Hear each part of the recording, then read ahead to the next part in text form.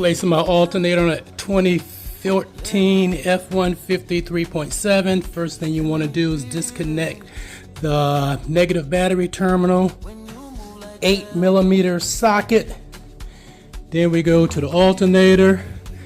To release the tensioner belt, I used a 15mm socket on a wrench with a little extension to get the belt off. The belt is off. That top bolt right there is the 15mm bolt. Then you have a bolt down on the bottom.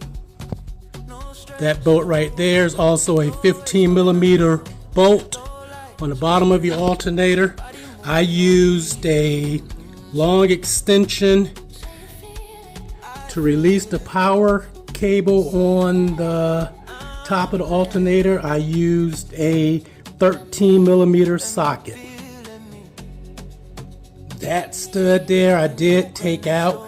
It's a 7mm socket to take that stud out.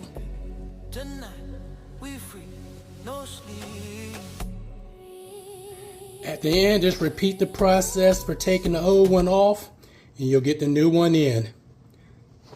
I did start with that long bolt at the top.